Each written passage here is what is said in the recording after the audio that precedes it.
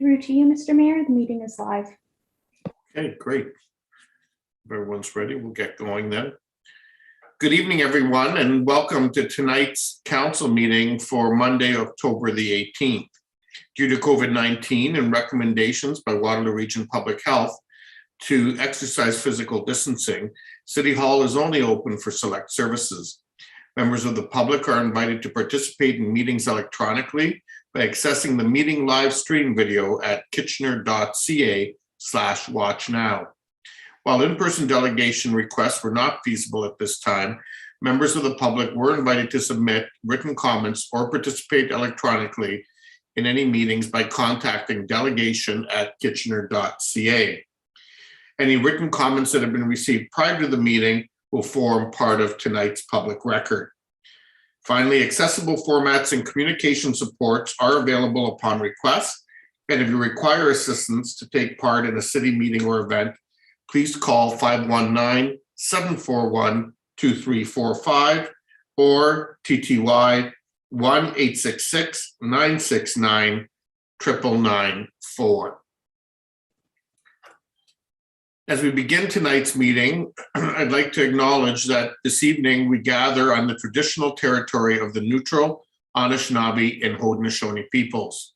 We recognize our responsibility to serve as stewards for the land and honor the original caretakers who came before us. Our community is enriched by the enduring knowledge and deep-rooted traditions of the diverse First Nations, Métis, and Inuit in Kitchener today. I'd now like to invite everyone to stand as they're able for the singing of O Canada and invite council to turn off their screens during that time.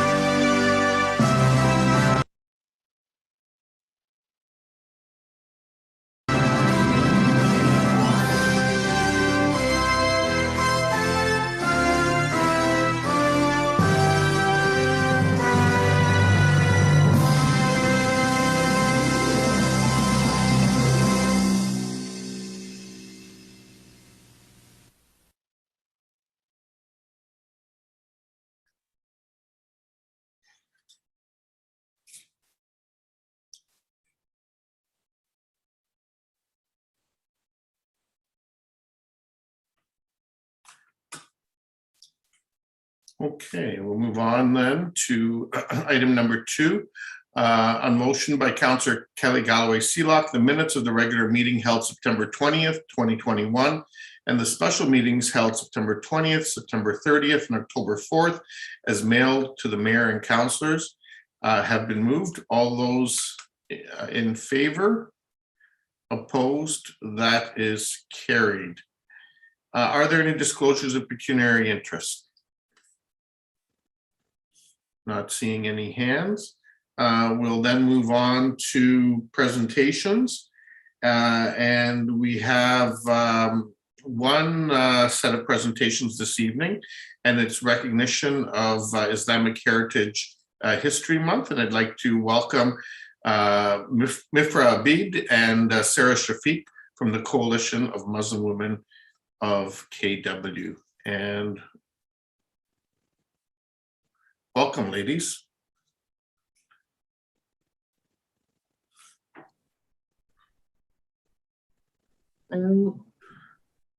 Where am I? Okay, there There I you am. are. Hello, Welcome, everyone. Sarah. Hello, hi.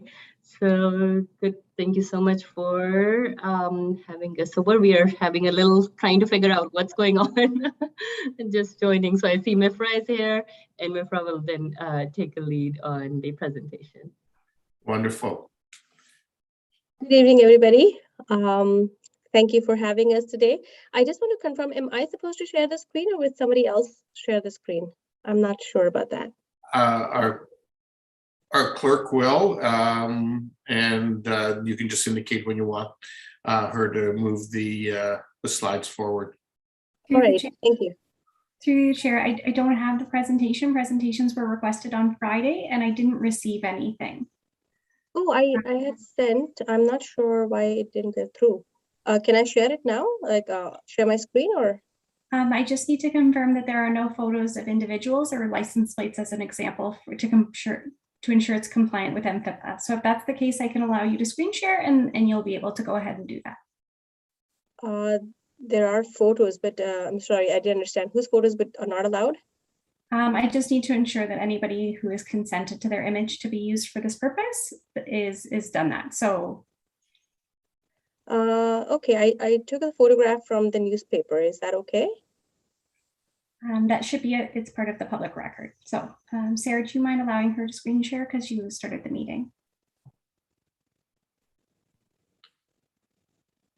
Yeah, it should be okay. The same presentation was used in for other council meetings as well, so we should be good.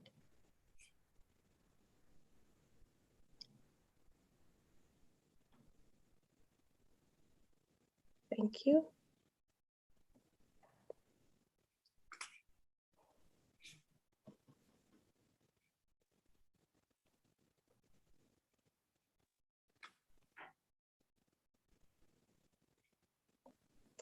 So good evening, everybody. My name is Mifra Abid, and I'm the coordinator of the Together Against Islamophobia program with the Coalition of Muslim Women. We are here for two purposes, actually. One is to celebrate Islamic History Month, and the other is to talk about Islamophobia in general. We just want to remind everybody that there was a national summit against Islamophobia that was held at the federal level. In July this year, and there were recommendations that were asked from all community-led organizations about an action plan to be sent for the federal, provincial, and municipal levels to counter Islamophobia. This is the direct impact of the Islamophobic murders of the Afzal family this summer, and we just want to focus on that. The Islamophobia and racism manifest themselves in several ways: individual, systemic, and structural. The National Summit was held in July 2021, and the idea was that there should be a whole of government approach to work with an action plan against Islamophobia at all levels. And we really recommend that all members of council go through some of the recommendations compiled by these organizations, including the Coalition of Muslim Women of KW. The CMW had organized several community-led consultations, and the recommendations are a result of those consultations. There are others which are by the NCCM and the Canadian Council of Muslim Women, which we highly recommend as well. Here are some of CMW's recommendations for municipal action plan. We believe that there are better street harassment bylaws, which are proportional and constitutional, that need to be implemented.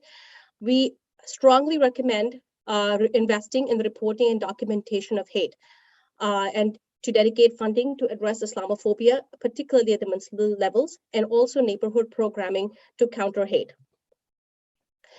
We also recommend developing leadership training programs for young Muslim youth, and also specific funding for anti-Islamophobia awareness campaigns. We also want to invest, we would like to see an investment in celebrating Islamic History Month so that Muslim narratives and Muslim voices are amplified and centered. Which brings us to October, which is Islamic History Month, and the Coalition of Muslim Women, or CMW for short, would like to invite all the members here to the various events co-organized by the CMW. Before that, just briefly, what is Islamic History or Heritage Month? It was actually announced in 2007 by the Parliament of Canada that October be announced as Islamic History Month. And in 2016, Ontario declared it as Islamic Heritage Month. The purpose behind is same, to learn about Muslim culture, the significant contributions to Canadian society, and their history in this country. And also to center the voices of authentic Muslim narratives based on their lived experiences. We just want to exhibit here that some of the cities in Ontario which have declared October Islamic History Month. Kingston has been doing it for the past 15 years, and several school districts across Ontario have been celebrating it for some time now. And we recommend the City of Kitchener also do the same. Here are some of the programs that the Coalition of Muslim Women has co-organized, and we are forever grateful for our partners, Kitchener Public Library, Waterloo Public Library, and the Schneider House Museum.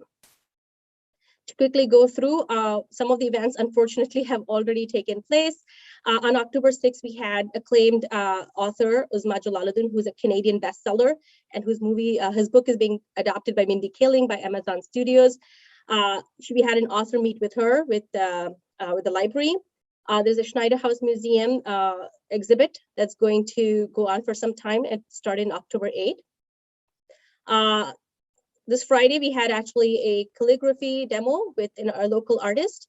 And in the coming weeks, we have some events like a lunch and learn with renowned historian Hassan Munir, who's going to speak about the history of Muslims in Canada. We have some family time with stories and crafts for younger audiences on October 23 with Kitchener Public Library. And finally, we also have another lunch and learn with journalist Shanaz Karmili about the role of media and implicit bias in disseminating Islamophobia.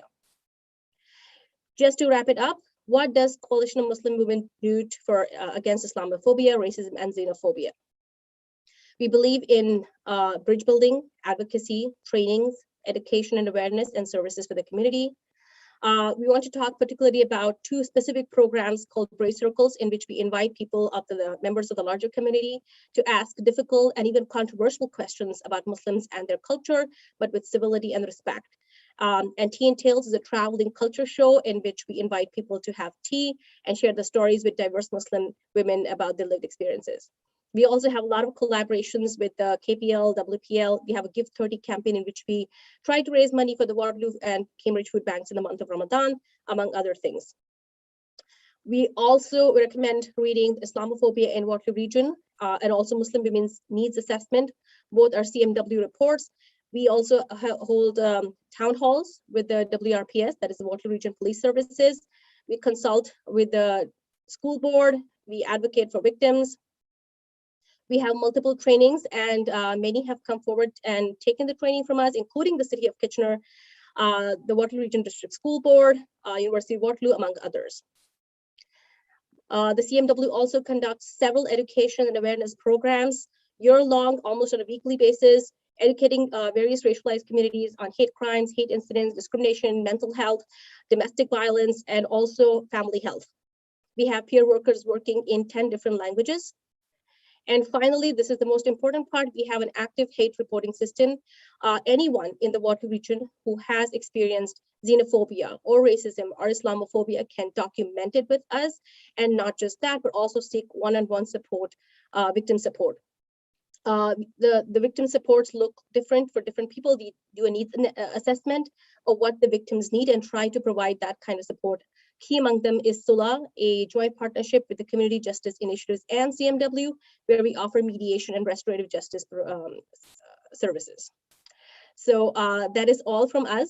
And we hope that there will be some discussion on the recommendations and also on Islamic History Month. Thank you so much for your time. Wonderful. Thank you to both of you for being here this evening and for the presentation and for the work, quite frankly, that I know we run into each other a lot virtually, I guess, these days around the community, and certainly appreciate all of the work that you've been doing in our community. We have several questions for you. First, Councillor Singh. Yeah, thank you, Ms. Abid, for it's appreciated you coming forward as a delegation, and I think through your delegation, quite succinctly explaining all the great work that the Coalition of Muslim Women do in the Kitchener-Waterloo area, and it's quite appreciative, especially addressing xenophobia and hate in generality, and providing that data collection or encouraging of it is very important. And I think this is an evil that we all have to come together and fight against, and the fact that you address it and are a strong voice, I appreciate you and I appreciate your organization. And you're putting forward a very reasonable request. This is something that's identified by our federal government, our provincial government, and as you pointed out, various other municipalities as well. I look forward to the opportunity of bringing forward a suggestion that the city of Kitchener do the same. But recognition is one thing, just pointing out and addressing, October being Islamic History Month. Beyond that, what more steps do you think the city of Kitchener could take? I'm sure you've been part of the conversation and seeing that we have been along the path, the journey of understanding towards diversity and inclusion within our own organization. What do you think, or what would you like to see City of Kitchener doing beyond recognition of October being the Islamic History or Heritage Month, which, as I said, I would be more than supportive of bringing that suggestion. Thank you so much for your kind words and appreciation. So, specifically around Islamophobia, there are a number of recommendations that we have recommended for municipalities. We are recommending this to all sort of local municipalities. So we know that Muslim women, specifically because of gendered Islamophobia, face harassment, street harassment. So bylaws that are proportional and constitutional. So this was one recommendation. We have a lot of cases because of neighbor harassment. So harassment by neighbors around racism, not just Islamophobia, but racism and xenophobia. This is a concern that the criminal laws, it doesn't come under criminal laws. It doesn't really bylaws. Current bylaws are not really effective in stopping that harassment, and we would like the council to consider additional measures that would really stop this or curtail this. And then there are other ones too. Documentation of hate crimes and incidents is really important for all communities experiencing this hate. And then, funding and investment in programming for neighbors to, and some of it is, the city obviously does that together. But there was another recommendations for training, sort of leadership training that has also been that's been going on in actually the city of Toronto for a number of years, where Muslim youth are brought to the city and they work there and develop their leadership skills. So that's another recommendation. I hope I. No, you absolutely did. And I think many of which, of course, City of Kitchener can take a leadership in advocating with the various agencies, obviously, and of course other orders of government. But within the resources that we have and assets, for example, even community centers, you see an opportunity where there could be an avenue for education and understanding for the general population, right? The best way to counter hate is through understanding. Groups like yourselves, if you see, again, take advantage of, again, the month of October, could there be an opportunity that there is a space available that and there is an opportunity to learn more through our community centers as well.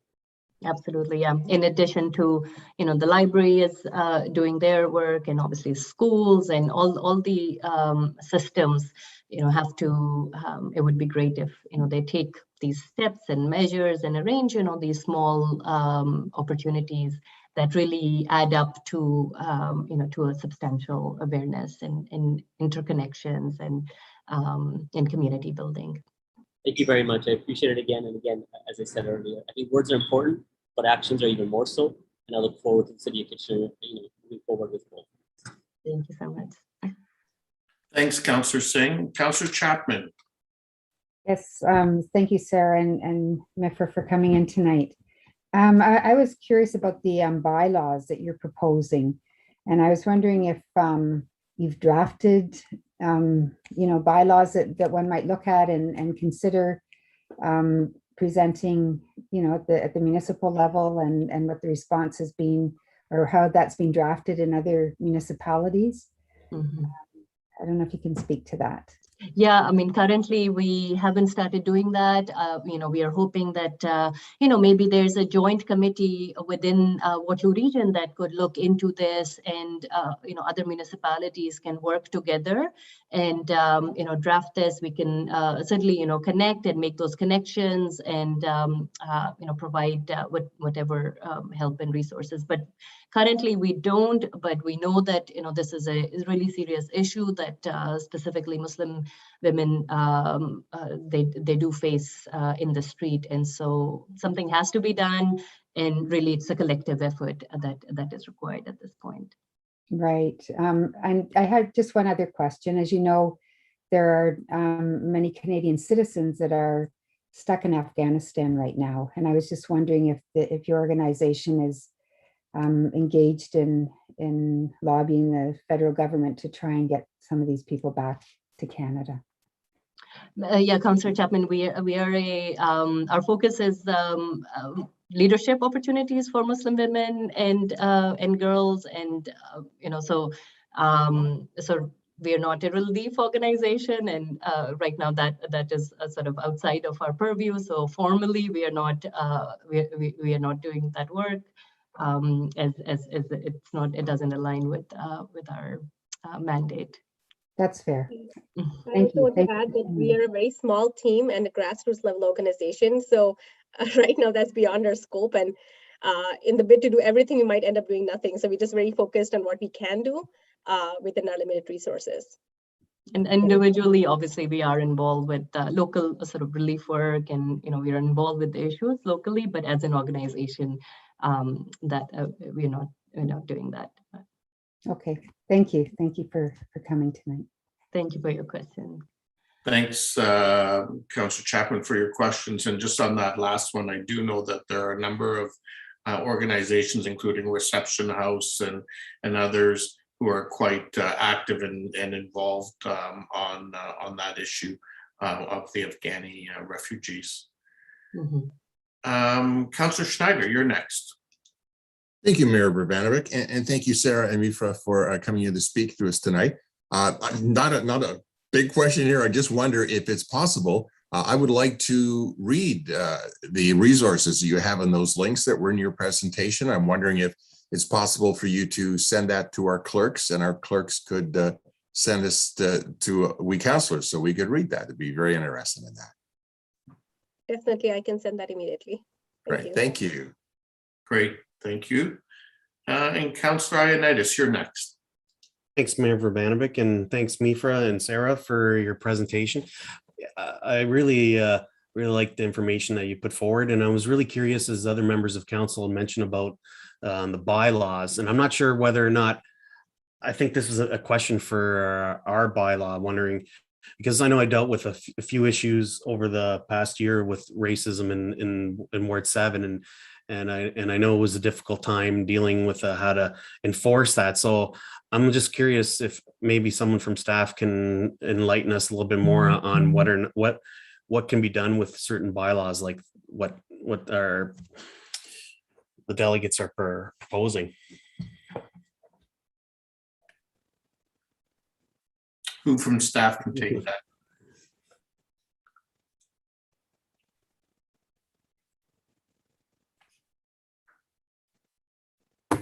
Mr. May. Through you, Mr. Mayor. This is the first time that I've seen the presentation. It's certainly not in terms of internal responsibility, it's not a bylaw enforcement issue.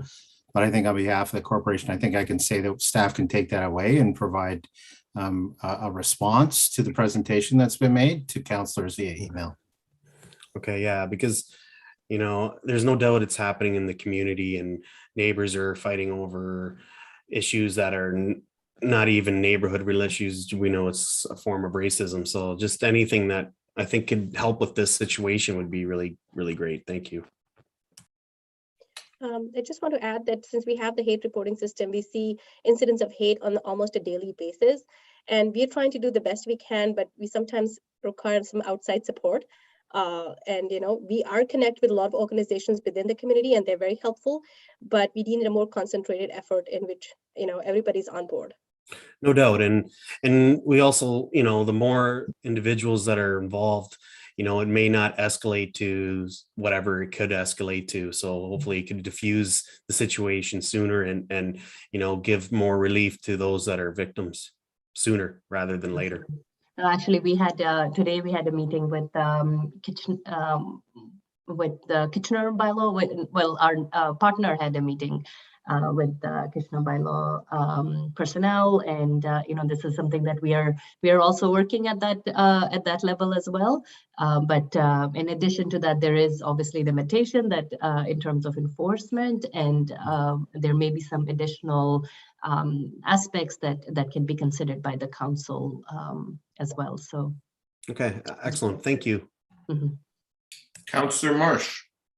Yeah, thanks very much for coming in and sharing this presentation with us. It sounds like, based on some of our colleagues' questions and comments to you, that there's an interest to continue working with Canadian Muslim women of Waterloo Region and Coalition of Muslim Women, and let's continue working together.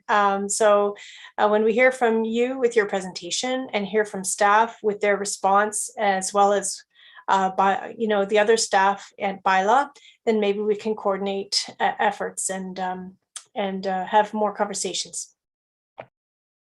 Thank you. Thank you so much. That would be great. Wonderful. Thanks, Councillor Marsh. So those are all the questions that we have. I again just want to thank both of you for coming forward. I think there's a few things that you've asked us to look at. One being the declaration. We typically don't do declarations, but we are in the midst of looking at how we actually celebrate various weeks and months in the year. This is one that I know has certainly is being looked at by staff who will be bringing a report back on that either later this year or early next year. And then the bylaw issue, as you heard Mr. May say, staff will take away and take a look at. So we'll be back in touch and do some follow up with you on that in the weeks ahead. Awesome. Thank you so much. Wonderful. Thank you so much. Thank you to both of you again. The council. Thank you. Have a good night. Have a wonderful evening. Okay, we'll move on now to our delegations. I do want to remind delegations that they have 5 minutes to make their presentation, followed by any questions from council. The first delegation is delegation 6.1A, which is Mark Bingaman, and it's with respect to the notice of motion from Councillor Johnson. But before we hear from Mr. Bingaman, perhaps I'll ask Councillor Johnson to bring her motion forward so that we can then hear from the delegation. Great, and thank you so much, Mr. Mayor. And through you, it is my pleasure to move this motion, which comes from the Economic Development Advisory Committee. And thank you to Mr. Mark Bingaman for being here tonight to speak to it as well. The council does meet, or the committee, excuse me, does meet monthly. And while we realize that perhaps many of the asks in this motion have been moved on, such as the vaccine passports, we know that businesses have endured much financial and human resource hardship due to the pandemic. And it's important for us to ask as a city for businesses to continue, as they continue to need financial supports to cover capital and human resource costs necessary to execute the passport system, and to formally present this to the province and to the other municipalities. Thank you. Thank you, Councillor Johnson. And I'll just remind Council that this is item 9.3 on your agenda. And I'd now invite Mr. Bingaman to come forward and make his presentation.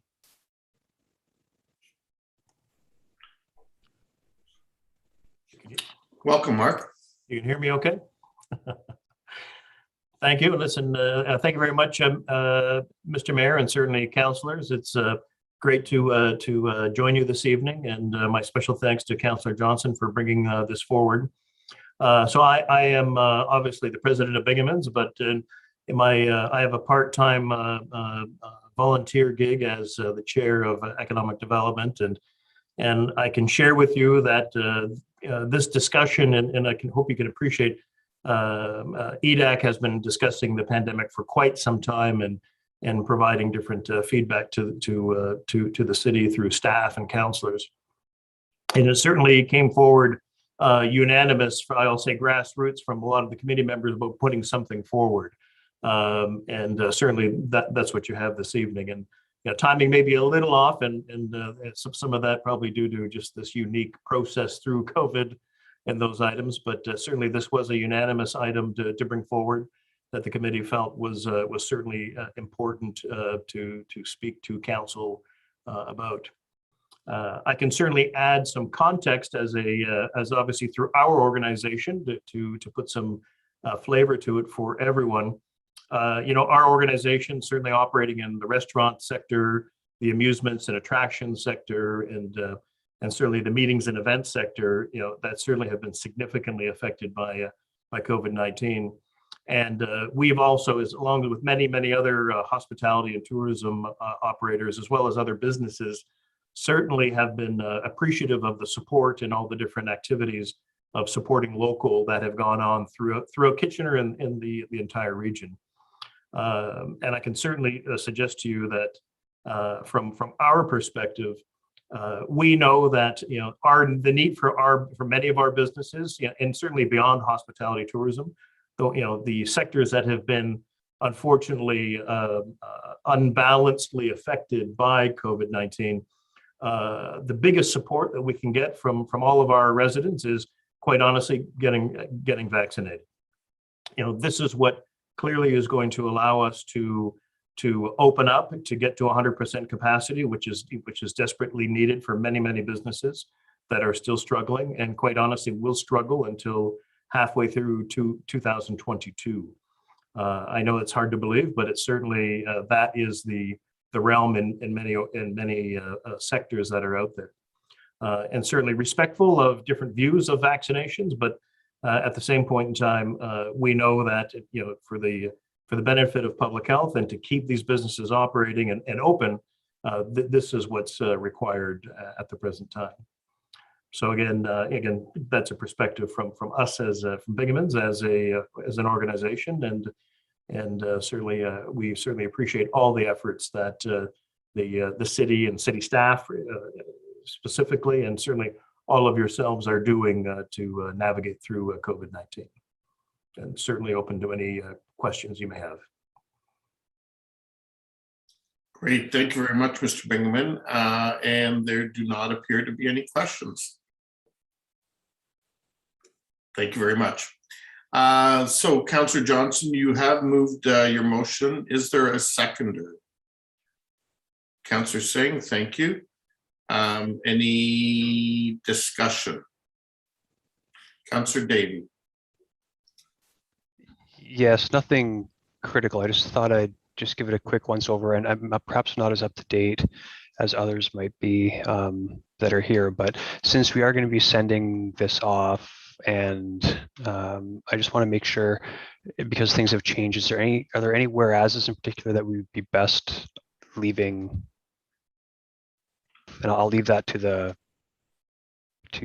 mover of the motion, or if staff want to chime in, because my understanding is some of these things might be already in process. So I think it just may be better to leave them out before we approve it. Yes, thank you, Councillor Davy. As I mentioned, yes, we know that the vaccine passport has already come to fruition, and as well that a digital piece was released this weekend. I mean, daily things change on this, so I personally, if maybe Councillor Singh, Councillor Schneider, and I would be happy if Mr. Bingaman also commented about maybe removing that particular piece.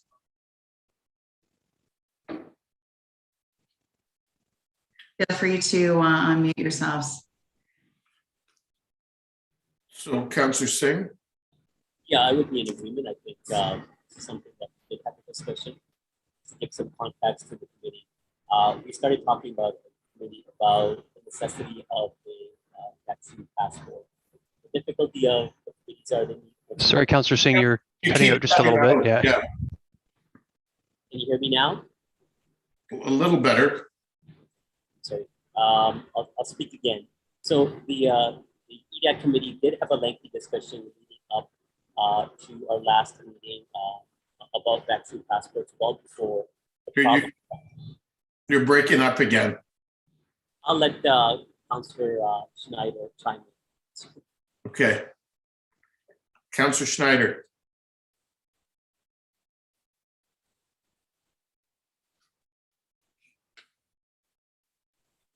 Just finding my mouse there. So just to be clear, I'm reading this or suggesting changes. No, I think Councillor Johnson was asking if you were okay with the proposed changes. Yes, absolutely. Like updating it, like the fact that where it says where vaccine passports are being considered, they're now in place. So changing the wording on that to update that would be fine. So Councillor Johnson, just so that council and the clerk have some clarity, I think what you're proposing is that the whereas line that reads, whereas vaccine passports are being considered at provincial levels throughout Canada be removed, and that in the first operative clause, I think what you're wanting to do is likely thank the province of Ontario for their development of a proof of vaccination system, but urge the implementation of financial supports for businesses to cover capital and human resource costs necessary to execute this requirement. And then the bit about digital platforms is already looked after as well. Is that the change? Mayor, that sounds great. Yes. I thought that's what I heard you say. That is exactly what you heard me say. Thank you. Okay, and that has been seconded. Any further discussion? Thanks for pointing that out, Councillor Davy. All those in favor? Any opposed? That's carried unanimously. Thank you, Mr. Bingaman, for joining us on this item this evening. Okay, we'll now go on to our next delegation, and that's Mr. David Barker. And Mr. Barker is here with respect to item listed as 7.1.b. Originally under the Community and Infrastructure Services Committee report of this date. So 7.1.b, which is a neighborhood speed limit review. Welcome, Mr. Barker.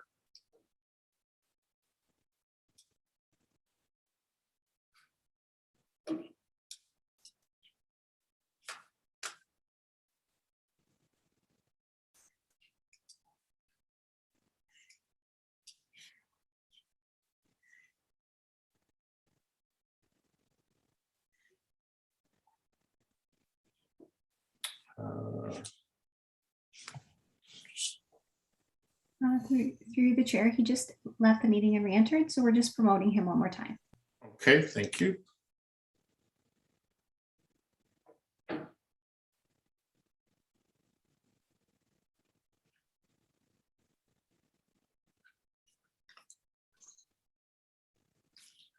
Okay, Welcome, Mr. Barker. okay, thank you. Do I need to do anything else or can you hear me okay? We can hear you, and if you choose to turn your camera on, you're certainly welcome to do that. Okay, Wonderful. Thank you. thank you so much for allowing me to be here, and thank you to Dave Snyder for arranging this this possibility. So it's great, and thank you so much. My name is David Barker. I'm a resident of Grand River Boulevard in Kitchener. I'm speaking to you today about a concern that I have about traffic speeds, specifically on Grand River Boulevard between River Road and Morrison Avenue. It's a stretch of about half a kilometer. I'm also probably addressing other similar situations in the city, but the one that obviously I'm involved in is my own street on Grand River Boulevard. This section of Grand River Boulevard in Kitchener is the gateway into the Chicopee area of the city at the base of the Chicopee ski hill. And since early summer, we have had a lawn sign blitz, and CAA generously donated over 20 signs. And there was a time when we had almost 25 signs along that section of Grand River Boulevard, and the signs all said, please slow down. And there were a couple of signs that, several signs that Dave also provided for us from the city and from Love Your Hood. Initially, I think it had an impact, and I think we saw some reduced speeds, but like so often these things, they become wallpaper, and so the effectiveness has really diminished. And it was interesting because about a month ago, all our signs were stolen, and that we're still trying to figure out what happened there and why. And CAA generously has replaced all those signs for us. I was interviewed on 570 radio concerning the matter, and there was an article in Facebook on the 570 Facebook page. The issue escalated last week when one of our residents was sideswiped. His parked truck, legally parked truck, was sideswiped by a westbound vehicle, and significant damage, about $12,000 to $15,000 damage done to his truck. Nobody was hurt. Fortunately, no one was getting in and out of the truck. No one was in the truck. The resident actually has a small family. And so that really escalated issues for us, and it certainly raised the concern. So I've been encouraged to speak to you by Dave, and I thank him for that. I'm advocating for three things. First of all, that council accept the recommendation. I think there's a recommendation coming to you that we reduce speeds, the city reduce speeds across the city on residential streets from 50 kilometers an hour to 40 kilometers an hour. We think that's a good thing. However, probably more importantly for us, we understand that this could take some time for implementation across the city, maybe 2 to 3 years. And that doesn't work for us. We are advocating for immediate implementation of a 40-kilometer speed limit on Grand River Boulevard between River Road and Morrison Avenue. And there may be other areas of the city that would need to be looked at as well. But we are asking that this would happen immediately, and that it would be that appropriate signage would be part of it. Perhaps the mid-street signage, those vertical signs that are in the middle of the road that say 40 kilometers an hour, and of course the standard street side signs as well. 2 to 3 years is far too long for us to be able to deal with this and to tolerate the speeds that are going past our houses in our community.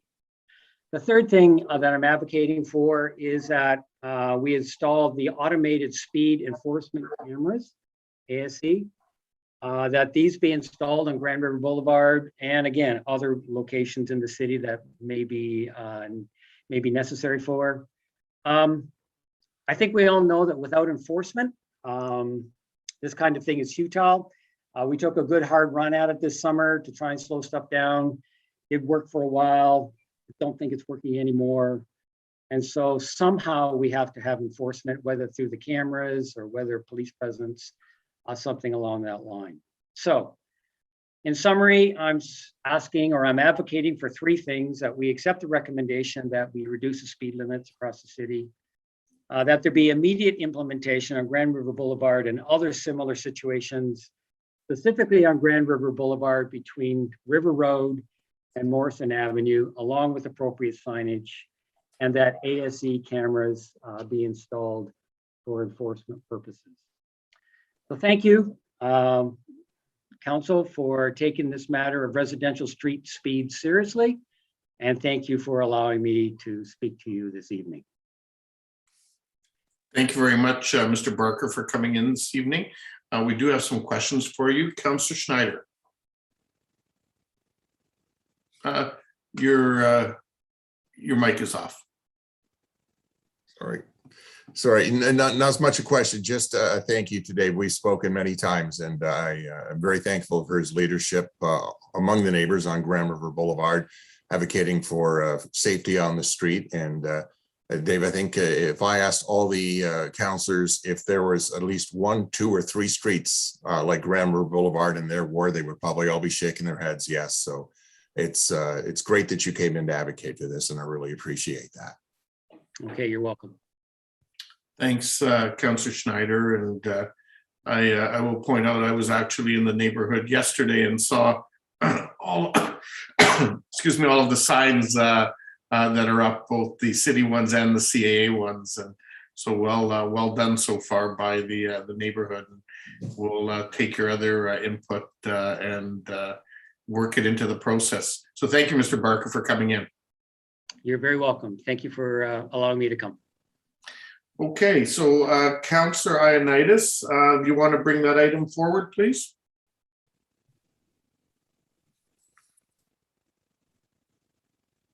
(7.1.B). It's been moved. Item 7.1B, neighborhood speed limit review, by myself and Councillor Schneider. Okay, please ask for a recorded vote. Okay. You sure can, and I see several people looking to comment on this. So Councillor Davey, you're first. Yeah, I actually had a couple questions of staff since we dealt with this, if I could. The first one isn't even really our level of government, but I'm wondering if staff would have any idea, or perhaps you might, Mr. Mayor. Some of the concerns I've heard, most of the concerns I've heard is the enforcement piece. And there's a perception out there, and perhaps I should even know this, but there's a perception that the number of speed traps has declined over the years. Is that in fact the case, or is that just a perception? I'll let Mr. Cronkite answer that, and then I can add anything if necessary. Through you, Mr. Mayor. I don't know the exact statistics in terms of whether or not speed enforcement has decreased or increased. What I can tell you is that city staff continue to work with Waterloo Regional Police on what's called a selective traffic enforcement program. So we meet with Waterloo Regional Police quarterly and discuss potential locations. We have discussed Grand River Boulevard in the past, and it's another street that we could continue to discuss with them. Yes, sir. I meant in a more general sense, the amount of yeah, in a general sense, I can tell you that we're getting, through that selective traffic enforcement program, we're getting about the same that we have in the past in terms of hours of enforcement in local neighborhoods. But in terms of the overall, I couldn't give you a sense of whether or not it increases or decreases. So Councillor Davey, the only thing I guess I would add in informal conversations that I've had with WRPS on this issue is that enforcement continues to be a priority during, obviously it gets ranked at different times of the year, depending on the other issues that they're dealing with that are, of a more significant priority. Whether that is domestic violence, robberies, anything, those kinds of things that tend to sort of go in peaks and valleys. And I think the other point is, my understanding is that generally speaking, during COVID, we did see less tickets being issued in general, but ticket revenues were almost compensated, unfortunately, by those who got extreme fines as a result of stunt driving, which went up a fair bit during COVID, not just here, but quite frankly, across Ontario. And my only other question on this, and Mr. Concrete, you may or may not know this, but I understand the whole automated speed camera, the bandwidth issue with the court system and that sort of thing. Suppose we wanted to implement a system or look at it in the future where the city actually does the recording. Would we be able to get access to, and not just, obviously we wouldn't be able to send the fines out, but even if we wanted to do some education pieces where, you get caught on camera, you get sent a letter by the city of Kitchener saying, we caught you doing 20 kilometers over in this area, please be more mindful of your neighbors, and maybe some, kids that happen to be driving their parents' cars get in some trouble and that sort of thing as well. So would we have access to that sort of information if we ever wanted to go down that road, or is that something we'd have to lobby for as well? Through you, Mr. Mayor, it's something that I'd really have to look into. To be quite frank, the way I understand the program is it runs through the court system. So because it's running through the court system, we wouldn't have the ability to send letters on behalf of the city of Kitchener. With the way that it's structured now, they are considering a change to that structure in future years, and so there may be an opportunity there. But I can look into that a little bit more, Councillor Davey, and get back to you. Okay, that's something I'd be interested in. Maybe we can talk about that a bit more when Division Zero comes back. Thank you. And Mr. Cronka, just as a follow-up on that, I was speaking with a mayor from another city on last week at Ontario Big City Mayors, and it seems like some cities may be using AMPS, which we're using for parking enforcement, for dealing with those cameras. So maybe that's part of what you can look at when you explore that issue. Through you, Mr. Mayor, the AMPS program isn't legal for use yet. It's one of the things that the province is considering. And so when I talk about those changes to the ASC program, that's the biggest change that would allow for the city of Kitchener to take over that process. Okay, thank you. Councillor Galloway-Seelock, you're up next. Yeah, I just want to thank staff for all the work that they've done on this report. I think it's an important report that's being brought forward. I do need to say that I've heard both in support and people who are opposed to these changes with regards to the 40-kilometer-an-hour speed limits. But it's important to note this is just one tool in trying to help decrease speeds. And as a member of council, this is one issue that I hear most about, and I think it's important for us to take any steps we can to try and decrease the speed on roads. And so therefore I have to support, even though there's opposition out there, I do have to support the recommendation of staff and move towards in this direction. Thank you. Thanks, Councillor Galloway-Seelock. Councillor Gazzola. Yeah, I have a couple of questions of staff. I wrote to you this week and was asking you, can you give me a ballpark figure of what an ASC camera would cost? I was wondering. So just through you, Mr. Mayor, just the capital cost of the camera alone is around $32,000 to $35,000. Okay, that's less than I expected. The other question I put to you was, is it possible for enforcement to have bylaw officers holding a speed gun? Or we have the cameras like a robot. Can we go the other step of bylaw officers doing that job? Through you, Mr. Mayor, no, bylaw cannot enforce the speed limit at this time, Cameras can. but cameras can, yes. Yeah. I mean, okay. I'll have a comment at the end. Thank you. Thanks, Councillor Gazzola. And Councillor Johnson. Yes, thank you, Mr. Mayor. And through you, I have a question of staff as well. And you know, we've all been hearing from residents since this came out in the media that we're looking to make this change, and we've heard from many people that they're thinking that, you know, it's not going to work unless the enforcement piece is there. I'm wondering, Mr. Cronkite, if we have or if you know of studies that show just how much the education campaign helps with maybe working towards the lowering of speed limit, or sorry, with people adhering to the lowering of speed limits. I don't know, I haven't asked you this ahead of time, so my apologies for that, but I don't know if you have some evidence of that. Through you, Mr. Mayor. One of the things, we had success in our pilot program in terms of, on average, a 7% reduction in the average operating speed. And so we do attribute at least a portion of that to the education campaign. We did conduct a very robust education campaign as part of those pilots.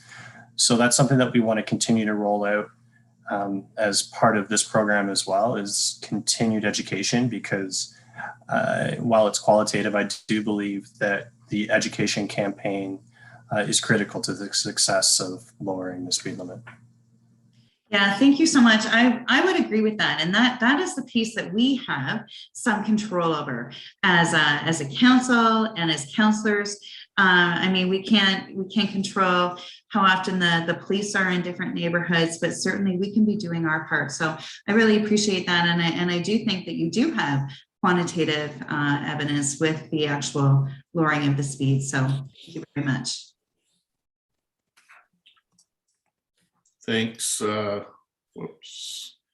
Thanks, Councillor Johnson. Councillor Gazzola. Is it comment time already? You know what, let me get the motion forward and then I'll come to you for the comment. So actually, Councillor Ioannidis, you've moved this, I believe. Yeah, it's Yeah, been and moved Councillor by Schneider. myself and- Yeah. So go ahead, Councillor Gazzola. Okay, sorry, excuse me. Oh, no worries. Yeah, I tried to do a lot of research prior to this coming to committee, and then the last week or so did a little bit more. I wasn't really satisfied that our 3 test pilots really showed a great deal of benefit. I don't. I didn't have all the details, so it was difficult. But from what I could see, yes, cars did slow down, but they were still going over the speed limit, and actually they were going more over the speed limit than they were before.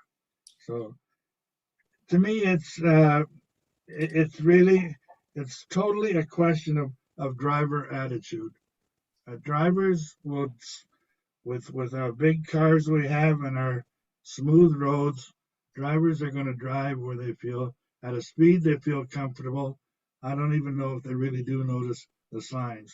I'm not opposed. It's not a financial question. I'm not opposed to the spending of the dollars, but I just think we're spending them in the wrong direction. I would much rather see us buy 15 to 20 of these speed cameras and put them in place. And if we can't do it, I would spend the money to advocate to the province to get to change some of these rules that we have, so that we can really do something about it. It is a serious problem. We all speed, and I am no better than anyone else. I really feel that the best thing to stop it going down the road is a $200 ticket, a $250 ticket. Signs showing up all over the place, and it's going to be really confusing because one street is 40, then it's 50, then it's 30, then we go into our neighboring cities and it's all over the place there. So I'm not opposed to doing whatever we can. I realize speeding is an issue, but I think we're not getting a very good bang for our dollar in spending $550,000 to put up signs all over the place. I asked the question at committee, and I would still like to see an answer. You know, how do we judge in 3 years whether this was a success or not? And in order to do that, we need to have a lot of details of where do we stand now and where do we stand in 3 years. But at this point, I'm totally in favor of spending whatever is required, but not in this direction. So I'm not supporting speeding. I'm not balking at spending dollars. I'm just saying we're really wasting our money, I think, in this direction. Thank you. Thank you, Councillor Gazzola. Any other comments? If not, I'll just briefly indicate my support for the motion before us. This is something that staff have put a lot of work into, and something that I used to hear about significantly as ward councillor, and have continued to hear about as mayor, and hear from each of you as ward councillors about the concerns throughout the city. You know, Councillor Gazzola is right. There are things like additional speed cameras that are something that no doubt we would like to see pursued, but the reality is that tool isn't available to us at the moment.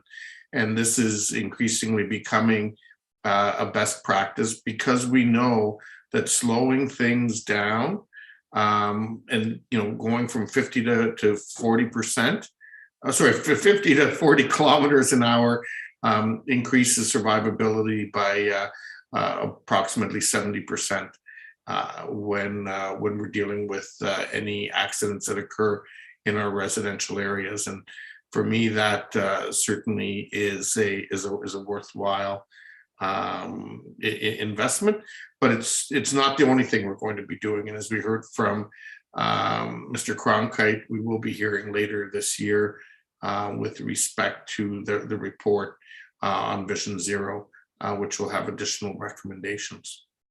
Councillor Michaud, you would like to say? Sorry, I just have one last, a late question. I'm sorry. Yeah. I brought it up at the last committee meeting. I'm wondering if there's any way that we can speed this process up a bit, other than 2 to 3 years, even if in some areas that are really significantly, like Grand River Boulevard, Applewoods Drive, other areas that in the city that are having significant issues. Is there any chance we can do a little bit more in those areas before the 2 to 3 year time frame, or speed the whole thing up for the 2 year time frame?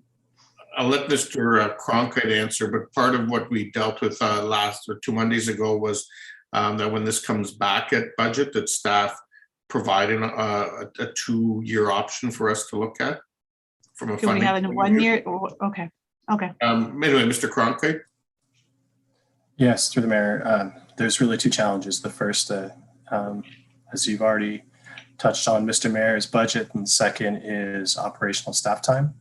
So with each one of these signs, there's a series of locates and there's a series of work that needs to go in. So as you can appreciate, we're installing literally over 1,000 signs throughout the city. So it's a large body of work, and it will take some time. We've had initial conversations, and a 2 year time frame is pretty doable. But we don't, 1 year I think would be a little too aggressive in terms of being able to get all that work done. So I think that, 2 years is reasonable. That notwithstanding, you'll see a significant body of work done in the first year. Thank you. Okay, and I do believe somebody asked for a recorded vote on this, correct? So with that, I will start with you, Councillor Davey. I'm in favor. Thank you, Councillor Schneider. Strongly in favor. Councillor Gazzola. Not in favor. Councillor Michaud. I'm in favor. Councillor Galloway Seelock. I'm in favor. Councillor Ioannidis. I'm in favor. Oh, sorry, Councillor Singh, I missed you. I got my numbers mixed up. Go ahead. You missed me, I'm still in favor. Sorry, are you in favor? Yes, I've been. Yeah, okay. I thought you would be. Councillor Johnson. Strongly in favor. Councillor Chapman. I support it. Councillor Marsh. Strongly in favor. And I too am in favor. Strongly, I guess, if you want as well. Okay, so the motion does carry. Thank you, everybody. We'll now move on to our next delegation, and that's Nicolette Van Ooyen. And Ms. Van Ooyen is here with respect to item 7.2.b on our planning and strategic initiatives agenda. And this is with respect to the OPA and zoning bylaw amendment for 61 and 65 Roy Street.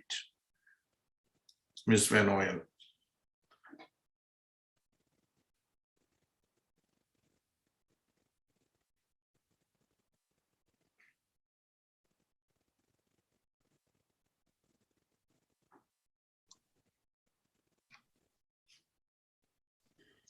Welcome, Ms. Van Ooyen.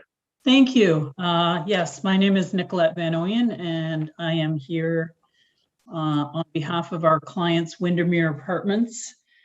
And just wanted to be here to say thank you to staff for their work on this development. And we are here in support of the application and am available to answer any questions as required. Thank you. Thank you. Are there any questions for Ms. Van Ooyen? There don't appear to be any, so thank you for coming in this evening. Great, thank you. Councillor Singh, can I ask you to bring that item forward?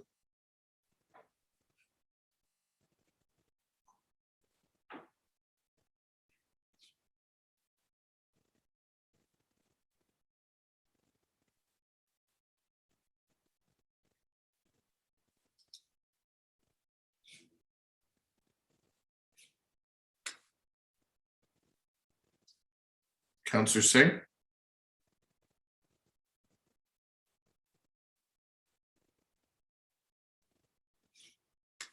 Okay, Councillor Marchson, do you want to bring it forward? Sure. It's been moved by Councillor Singh and seconded by myself that the motion before us be approved. So we'll need to have you moving it, and I'll need somebody else to second. Okay. Councillor Davey, thank you. Thank you. So Ms. Van Ooyen, thank you for coming in. I had several questions at the Planning and Strategic Initiatives meeting that were answered. So we're looking forward to seeing any and all issues being resolved. And so that's good. Thank you very much. Okay, so it has been moved and seconded. I don't see any other comments. So all those in favor? Any opposed? That is carried. Okay, we'll now move into the reports of the committees, and Councillor Ioannidis, the balance of community and infrastructure services. Thank you, Mayor Verbanovic. It's been moved by myself and Councillor Schneiders that we move items 7.1A, 7.1C, 7.1D. Okay, thank you. I do see some questions or comments. Councillor Chapman. Yeah, I just wondered if we could look at 7.1D separately. We certainly can. Any other questions? Councillor Gazzola. Yeah, since you're going to look at it, I did have a constituent ask me some questions about that. So I would like the opportunity to ask staff a question, if I could. Sure, by all means, go ahead. Do you want me to go ahead or Councillor Chapman? Or? Yeah, no, she's not in the queue right now, so. Oh, okay. And no, someone from the fire department, or I guess Mr. May, someone just mentioned that we spend a lot of our time going to medical alarms. Now, do we? I'm going to, and the question was, do we need to take a big fire vehicle to something like that? The question I was going to ask: do we know as soon as we receive the alarm whether it's a medical or is it a fire? Do we know that, or does the truck leave the station and they find out on the way? Chief Gilmore. Yes, so through the mayor, of course, we know exactly what call we're going to upon dispatch. So what about the question of why go with a big truck and not go with a little van? And would that save us some dollars on capital expenditures? So through the mayor, that would be a possibility. However, we try and maintain a 4-person crew on a pumper so that when another call comes in, or if we have to clear that medical call and go directly to a fire call, our 4-person crew is intact. We don't always return to the station to restaff a frontline vehicle. So everywhere we go in 4. Okay, I can agree. I'm not a firefighter, so I don't know all the technicalities, but it does sort of make sense that if you can look after things with less equipment, that it would be worthwhile. So it's something I'll leave with you. Thank you. I do have a little comment that I would like to make. Hey, go ahead and make it now. That's fine. No, and the comment is not. I'm not. It's not a critical comment. It's not a non-supportive comment. The comment it deals with the whole question of the fire department and paramedics and people, the public, as I am, I'm sure many are confused with how that operates. And I'm just wondering what kind of public engagement, what kind of information we can put out there, because it's not a simple solution as to how the paramedics work, how they're governed by the province directly, differently than our fire department, and an explanation of why they can't work closer together is not part of our dealings. But if we could just educate the public a little more about what the conditions are, so that they do have a better understanding of how the fire department actually works. Just a suggestion or a question.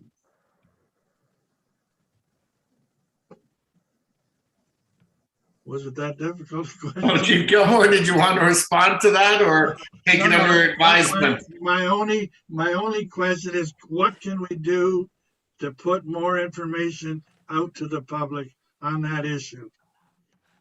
Through the mayor, my apologies. I thought it was a suggestion, not a question, but it really was. yeah, tiered response came into effect back before I started in 1989. So the tiered response agreement is what we need to amend so that we go to calls where essentially we're required as opposed to not required. So we can minimize some of our tiered response incidents or calls if we were to revisit our tiered response agreement. Mr. May? Through you, Mr. Mayor, I know that this is a priority of Chief Gilmore's, and I suspect council will be receiving additional information in the new year on this very topic. So I think Councillor Gazzola, it's a good suggestion, and more information will be coming. Yeah, that's all I ask, so that our public has a better understanding of what we're all up against. Thank you. Sounds like it could be a good whiteboard video communications exercise as well. Councillor Chapman. Yeah, thank you. I just had there's an article in the Record on October 14th about the paramedics and the ambulance services. And it says here that they added 3 more ambulance shifts with an ambulance and 2 paramedics each in July, which means the system is able to handle an increase in calls. And it goes on. I won't read it all, but I just wondered, I assume the report that we have here predates this information. And if so, if I'm correct in that assumption, is there anything that you would report differently for the fire department knowing this information? Through the mayor, I would hesitate to report any differently because the call volumes we're currently still responding to. The added staff by EMS hasn't seemed to make a difference. No. And further, the EMS is a regional entity, so I don't even know exactly where they may have added those shifts. Yeah, through you, Mr. Mayor, perhaps I can add, I'm not surprised. We are aware that both Waterloo Regional Police and local EMS have been adding staff over the years. I remind council that we have not, that we're playing catch up at this point. And so regardless of what those 2 emergency response forces are doing, this is required because of the call volume, particularly in the downtown area. And maybe, Councillor Chapman, if I can just respond from a regional point of view, we're playing a bit of catch up in terms of the EMS service and putting additional vehicles and personnel online. Obviously, as you can imagine, there were pressure points, particularly during the pandemic. But you know, we're continuing to do work to try to deal with some of that with the hospitals, because one of the biggest challenges that EMS has historically has been hospital offloading, which ties up vehicles for large blocks of time. But that really becomes a function of the funding of the hospital system, in particular the emergency rooms. Okay, I'm ready to move it when the time is appropriate. So it's already been moved by okay. by the committee chair and vice chair. Okay. Thank you. Councillor Ioannidis. Thank you, Mayor Urbanovic, and thanks, Chief Gilmore, for coming in. I know I touched base with you about this on the town grade with insurance and everything else, and and maybe you can just give it to me in a high level. If we were to be downgraded with respect to our insurance rating, what would you think the impact would be to homeowners on their insurance? Through the mayor, in all honesty, I wouldn't have those figures off the top of my head. I believe the fire underwriter survey goes on a point system. So I forget what I stated to you, but I think we are currently at a rating of 4, which is a good rating. However, if we were to not upstaff and increase our number of stations, we're going to slide to a 5, if I recall. Mr. May? Yeah, perhaps I can add, like Chief Gilmore, I don't have the specifics, but I can speak in terms of the principle. And should the fire underwriter survey downgrade us, which is something they cautioned us they may have to do, insurance rates would be increased. So residents would have to pay more for insurance, and yet they would get no improvement to the fire response service.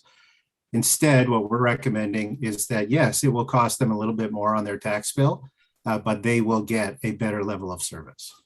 Exactly. And that's the point I was wanting to make. I rather spend these dollars up front and have the protection ready to stand by, rather than have everyone pay and not have that readiness to stand by. So thank you. Thanks, Councillor Ioannidis. Any other comments? Okay, so it's been asked that we deal with this item 7.1.d first, or separately rather. All those in favor? Any opposed? That's carried unanimously. Thanks, Chief and Mr. May and everyone who's been involved in those items. And the balance of the report, it's been moved and seconded. All those in favor? Any opposed? That too is carried unanimously. We'll now move on to 7.2, the balance of the Planning and Strategic Initiatives Committee report. Councillor Singh. Moved by myself and seconded by Councillor Marsh. Okay, thank you. Councillor Chapman. Yeah, I just like to speak to 7.2A because I went offline. I had internet problems when this was dealt with at committee. So I just had a question to that. Yep, please go ahead. Yeah, I presume the developer isn't here, but maybe somebody has a response to this question. I was just wondering if there was any thought of saving the existing house and building around it, because it had a new roof in 2018, new air conditioning in 2019, new furnace in 2018.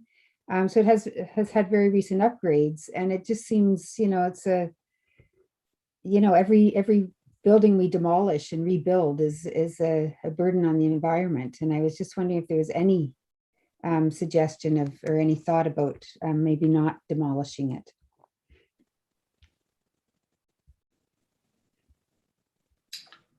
I don't know who would take that, Mr. Reedman or someone?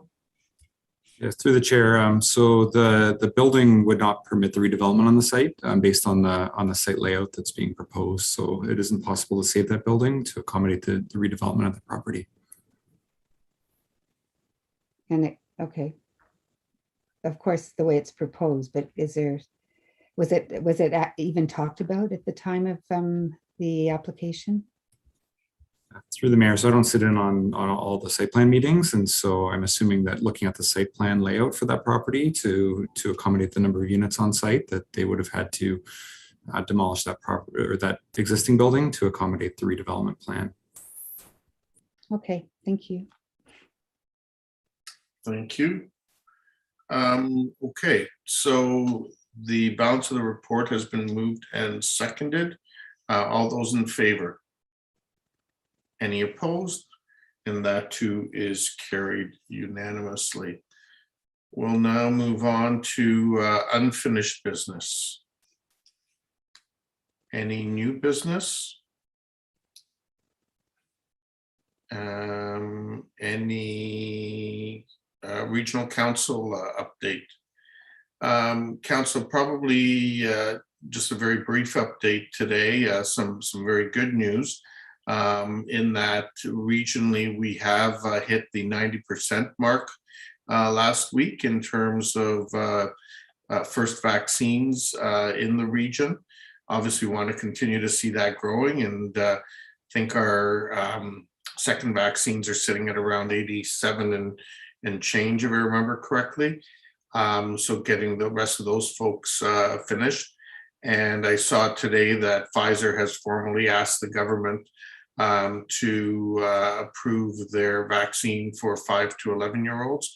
The region's vaccine task force has been working on a plan to be able to vaccinate young people as quickly as possible. Excuse me.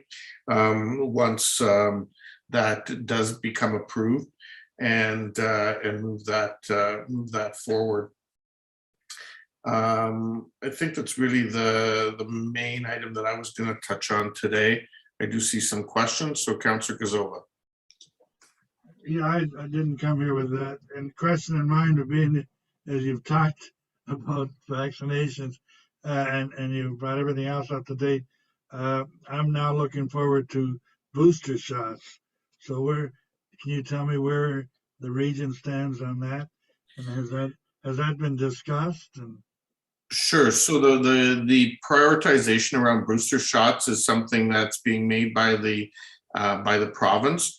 My understanding, and I say this partially from lived experiences, older adults that are living in congregate settings, whether it's in long-term care or higher need retirement homes, have had a booster shot that was available to them. And my understanding also is that those that have that are high risk, particularly in terms of chemotherapy around certain cancer patients and so on. Those folks have been prioritized in terms of making the third booster shot available. Beyond that, the province hasn't announced anything else, and as soon as they do, the region will start implementing that. Yeah, I'm ready whenever you're at. Okay, I'll pass the note on. Thank you, Councillor Gazzola. Councillor Johnson. Yes, thank you, Mr. Mayor. And if you'll indulge me for being able to make a comment for a second, I 100% agree with the kudos to the our entire community. If we think back to January of this year when we were still in lockdown, imagining that our community would be at 90%, over 90% for first doses at this point. And as you said, 87% for second doses is truly a miracle, and a big thank you to everybody in the community who went out and got their shots, everybody that helped with that, with people getting them. And it truly is like a miracle whenever we think back. So thank you for your comments on that as well.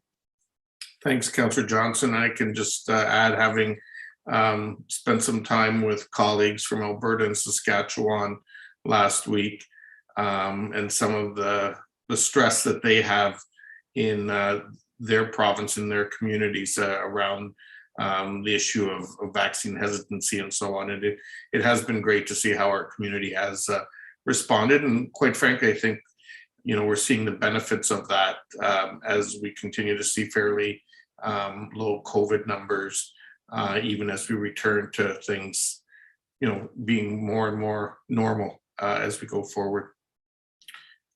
Okay, next up, is there any new business? Where did I lost you guys? Hold on. Sorry, there we go. I don't see any new business. So we will. Through the chair. Yes. Councillor Chapman has a notice of motion. Oh yeah, no, I was going to go to that. Sorry, you know what? The new business was before the regional council update, so I made the mistake. My apologies. Thank you for that, Councillor Chapman. You have a motion on renovictions. Yeah, I don't know if I need to read the whole thing. I'd like to speak to it, but I'll just go to the therefores. Therefore be it resolved that the City of Kitchener lobby the Province of Ontario to take additional and meaningful steps to address the ever-increasing problem of renovictions, and that with the AMO and the Premier of Ontario, etc. So that's my motion. Okay. Is there a seconder for that, Councillor Chapman? Councillor Michaud, thank you. Councillor Singh. Thank you, Mr. Mayor. I think this is a important. Councillor Singh, can you move closer to? I don't know if. I'm not sure if it's my device or my. Can you get me better now? Just barely, but please try. Again, point out if you can't hear me well, and I'll try to scream. It's not because I'm opposed to the motion. I think it's an important discussion for us to have, but a part of this is also supply. As we advocate to the province, should we also be looking at advocacy and encouraging or incentivizing the building of more rental units as a whole, which I think would definitely affect affordability across the board. Question to Councillor Chapman or staff. I mean, Councillor Chapman, the question was, while we're advocating for renovictions, should we also, or could your motion also be advocating for additional affordable rental housing supply? I'm not opposed to that, but I think it sort of detracts from the the sentiment of the motion.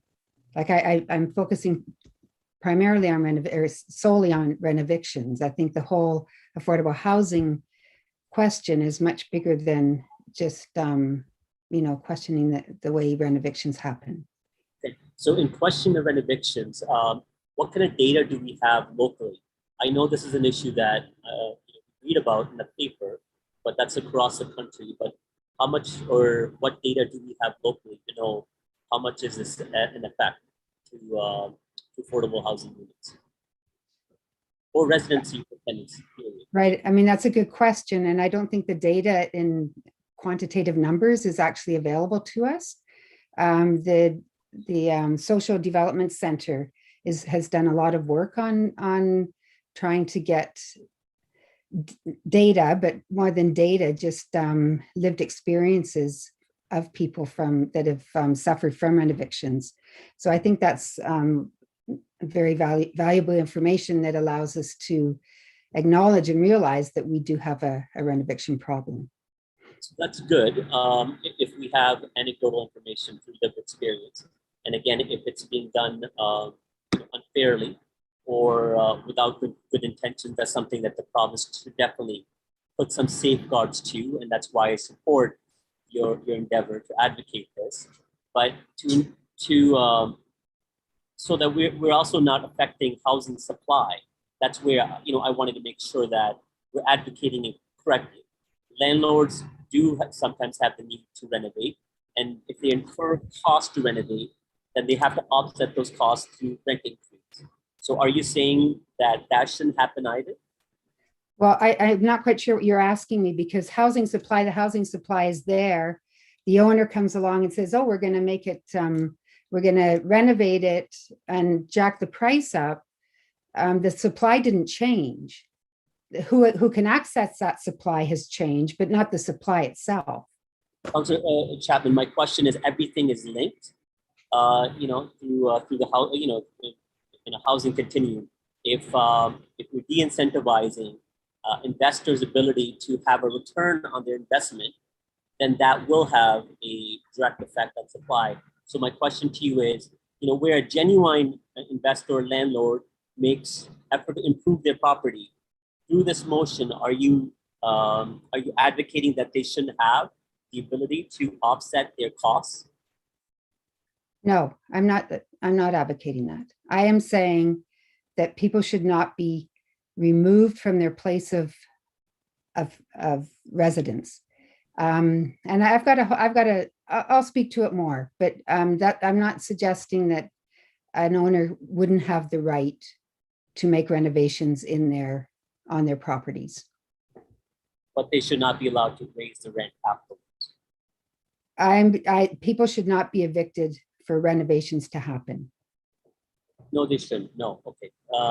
Again, the essence of the motion, I think, was more specific to the cost related of the rent increase. But again, I look forward to hearing more of it when we speak, and if I have questions, I'll do that. Okay. Councillor Ioannidis. Yeah, thank you, Mayor Urbanovic. And yeah, my questions were a little bit similar to what Councillor Singh was raising. And so my understanding is is this when a landlord claims or states they want to renovate a unit and they tell the tenant to move out? Is it specific to that? Yes. Okay. All right, then I think I don't think I have an issue with what you're proposing then. As long as it makes sense, because I wouldn't want to inhibit,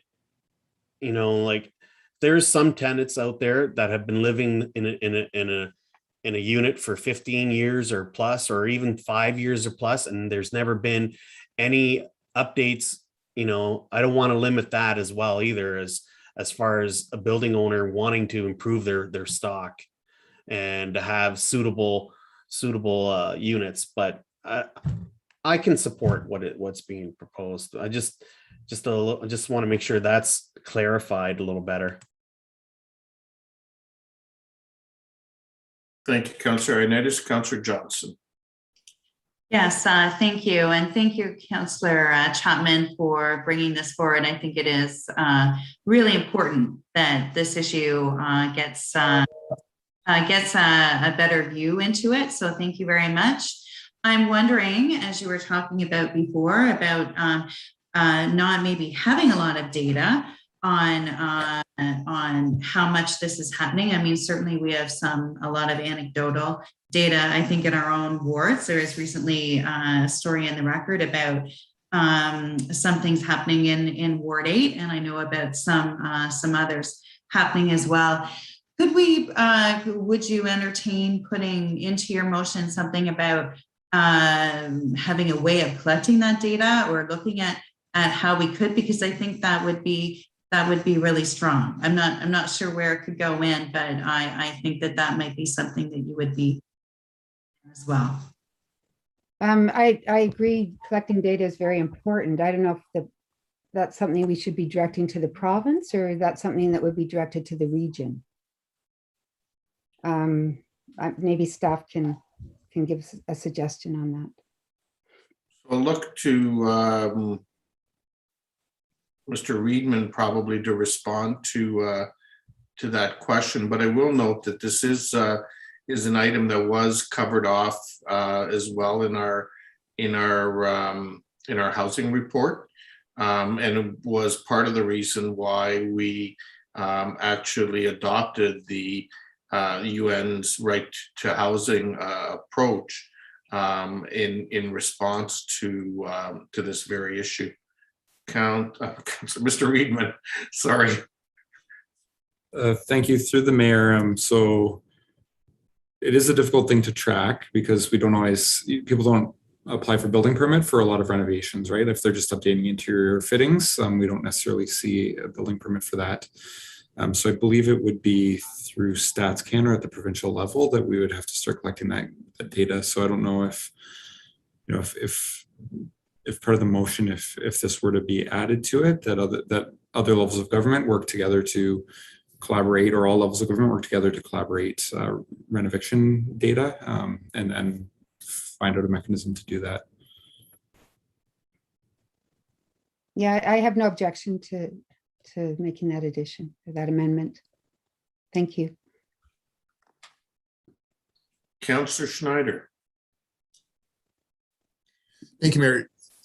Councillor Chapman, just a question of clarification. So I'm trying to get an idea of what renovation is defined as. So if there's a lease and the lease comes to an end, and the landlord says, I'm not renewing the lease because I want to do renovations, is that a renovation by definition, or is it ending the lease early to do that?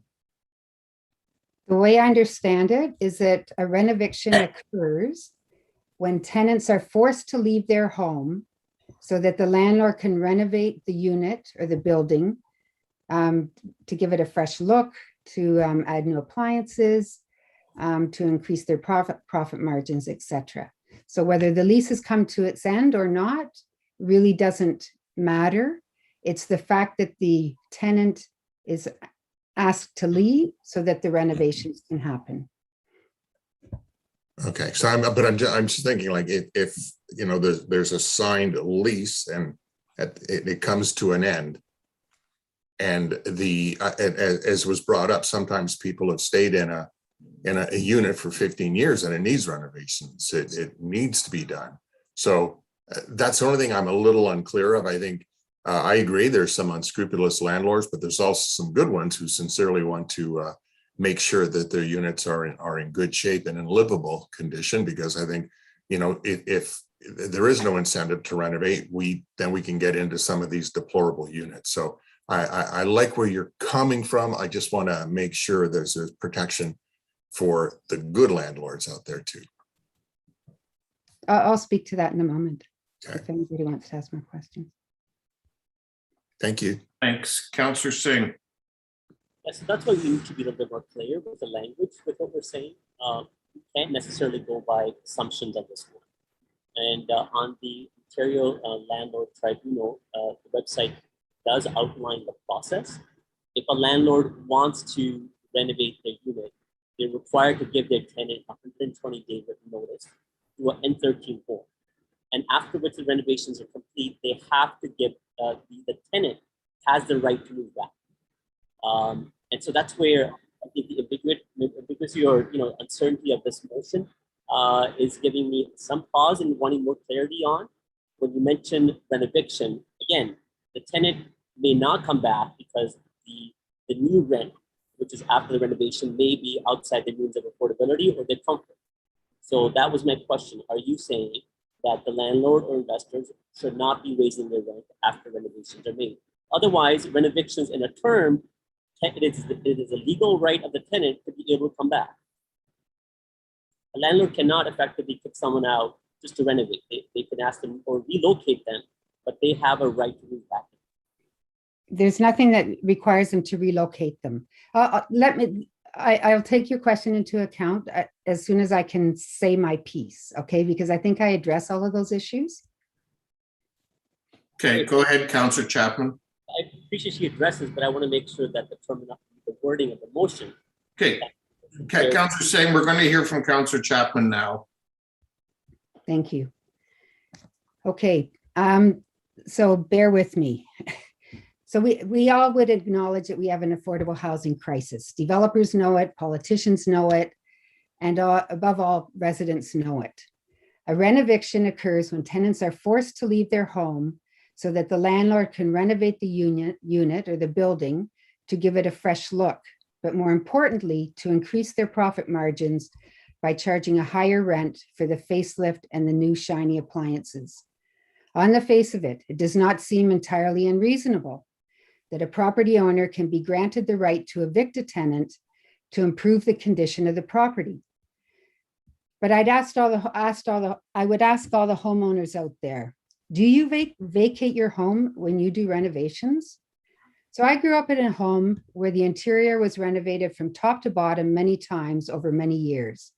This included removing interior walls to reconstruct the layout of the basement and of the main floor, and making also less cumbersome renovations involving painting and wallpapering. Never did our family of 8 leave the home, mainly because we had nowhere to go. This was our home after all. We worked around the renovations and the workers worked around the family. I recall plastic tarps separating the kitchen area from the living room area and a tarp blocking the basement from the rest of the house. Sure, my parents owned the house, but as I said, we never relocated while the interior renovations were being done. So how is that any different from a tenant living in a home that they do not own? Where are they to go? Could tarps not be put up as the work is being done so the tenant can remain in the space? Surely there are ways to work around those living there. If properties were not neglected in the first place, and if renovations and maintenance was done piecemeal on a regular basis, the way most homeowners approach renovations, things would look different. Renovictions only happen when tenants are evicted from their affordable housing units through a process guised as renovations. This is according to the Social Development Center of Waterloo Region. It's a process that allows property owners to increase the rent as much as 100% in some cases. And the sky is the limit, because there is nothing that controls the rent increase of an unoccupied unit. Eviction policies are legislated by the province of Ontario in the Residential Tenancy Act, as Councillor Singh just mentioned. The Act provides for compensation to tenants in buildings with 1 to 4 units. The Act states that tenants must be given the opportunity to move back into the same unit at the same rent, or they must be compensated. The Act gives the tenant, if handed an N13 form, the right to a hearing before the Landlord-Tenant Board, where the landlord has to prove that the repairs and renovations are needed. And as we know, court cases of this sort can take months to get through. Research being done by the Social Development Center and academics of the University of Waterloo Planning Department document the impact rent evictions have on tenants. One tenant stated, "On paper, yes, the system is there to help the tenant, but in reality, really not," he said, adding, "Many people don't have the time or resources to fight back if they feel they've been treated poorly." So what I'm asking for in this motion is that the provincial government go back to the drawing board and come up with a policy that protects tenants against this profit-driven practice that compromises people's rights to housing. So I hope that answers some of the questions that you're asking me, Councillor Singh. Councillor Singh. Yeah, it does. Mayor Brenner, I'll just make my comment when everyone has the opportunity. I didn't catch that. He said he's going to make his comments. It does help, but I'll just make my comments when it's my turn. Okay. Go ahead, Councillor Singh. All right, thank you, Mr. Mayor. As I said earlier, I do support Councillor Chapman's effort in this in principle. I think there may be a time for the province to take a closer look at the Landlord and Tenancy Act in ensuring that there is fairness to both sides, to the landlord as well as the tenants at hand as well. I think this is a larger issue. So in that endeavor, I support the motion. Where my question or concern came initially, and where I may not share the same sentiment with Councillor Chapman, is that, of course, we need to protect the interests of our tenants, but at the same time, we need to ensure that it is still profitable for individuals to want to have rental units, to build more rental units, because at the end of the day, it is absolutely unaffordable, or it's just not feasible for government to create rent units for its population. We do rely on free market to create these units, and supply does dictate the overall cost of them. So we want to ensure that the rules are fair on both sides. But I agree with Councillor Chapman that the province should take a look, because our market has changed significantly in the last 5 years, and we need to ensure that everyone is playing by the rules fairly, and everyone is being protected fairly as well. That's the tenant and both the landlord. Thank you. I would be supporting the motion. Councillor Ioannidis. Thank you, Mayor Verbanovic. I guess my tale of caution here is, and I'm not sure if your motion is reflecting what Councillor Chapman is proposing, because to me it sounds like you want to redo the whole Housing Act rather than the rent eviction prospect, to me, because there is a process, as Councillor Singh had mentioned, and even yourself had mentioned, and it doesn't, I don't know, it just doesn't seem like that's what your motion, the essence of your motion is. I'm going to support what your motion is, but I'm not going to support what your comments were, because I don't think they reflect what was in your motion. Thank you, Councillor Marsh. Thank you. I will support the motion, but I do see that it's really just putting to the province, here's a problem, go ahead and fix it. It's not giving any actual concrete ideas for how to solve this problem. But I think that rent evictions are a serious issue, a serious problem among many. So just like the other issue that we dealt with earlier with regard to reducing the speed limits, it's just one tool in the toolbox towards building a better level of affordable housing in our community. And if we can add to the toolbox, then I'm all for it. But I will suggest that there are other tools that will be stronger and more hardy. So for example, in Toronto, in July, they just approved a new vacant unit tax, and that's going to start to be implemented in January.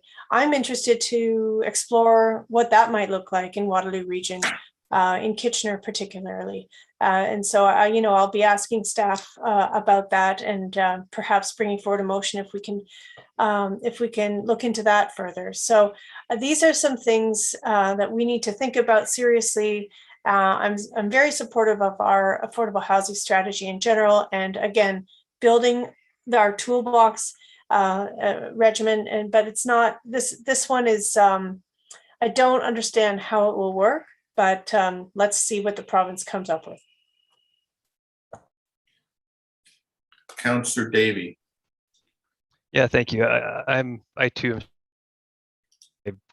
I crammed when I first saw the motion because this isn't an area that I have a high level of understanding. And if I'm being honest, that's really not what I signed up for. I signed up to be a municipal councillor, not a provincial politician. So I did the best I could to try to understand the renovictions, the level that it's occurring, and I guess it's clear that we're not aware the level it's occurring in ours. However bad it is here, it's an order of magnitude higher in larger urban municipalities. But when I went through and read the rules, it was not what I heard. My understanding, the rules are very clear. The landlords are not allowed to evict you to do renovations unless those renovations require a unit to be vacant. That's right in the act. Now, what I heard is that the solution isn't changing the rules. The solution is enforcing the rules. But in this motion, again, I don't see any suggestions on how to fix that. Not that it's our jurisdiction. What I see is, as Councillor Marsh said, here's a problem. Province, go fix it. And I really don't think we're helping anyone if this is the tact we're going to be taking going forward. The province, how would we feel if the province started passing motions saying, hey, City of Kitchener, fix your potholes, right? Like I don't think that's what we should be doing. And unfortunately, I'm seeing more, I'm getting a little bit frustrated with motions that really are telling other levels of government what to do when we have plenty enough to do in our own backyards. So I would really like to see things like this be part of our comprehensive affordable housing strategy coming from the Affordable Housing Subcommittee. So I'm struggling with supporting it even at this point, even without at least without any concrete direction on how to resolve this problem.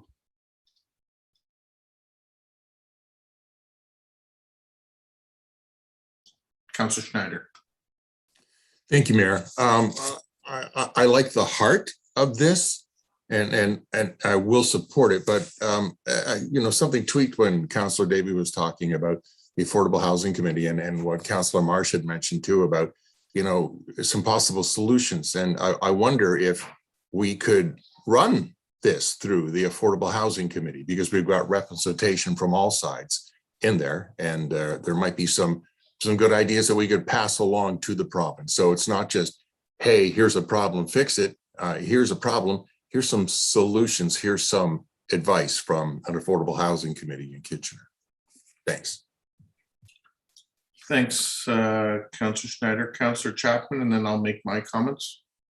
Yeah, I just wanted, as a point of clarification, the Affordable Housing Subcommittee committee no longer exists. So I'm not sure what body you'd actually like to take this back to. Well, we can talk to the people that were on the committee. I think it's good to hear from all sides on this.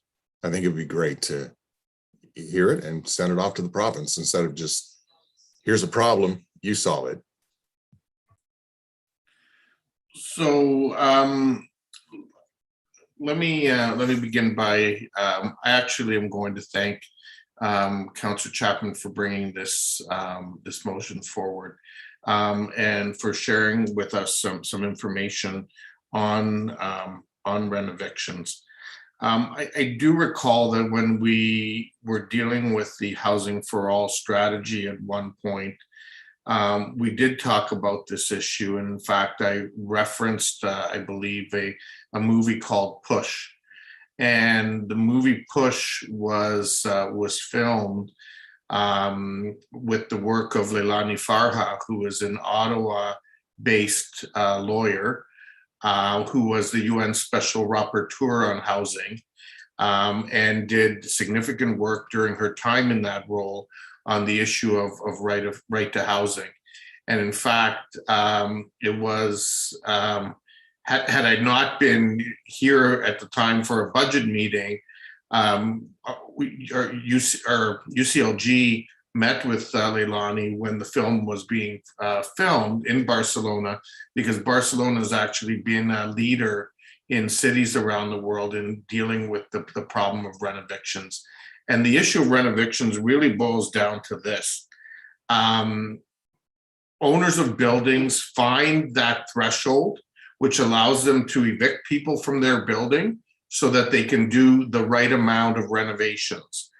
And then they re-rent those spaces at dollar values that are significantly more, because they're now renting them at market value, at the new market values, because they were vacant.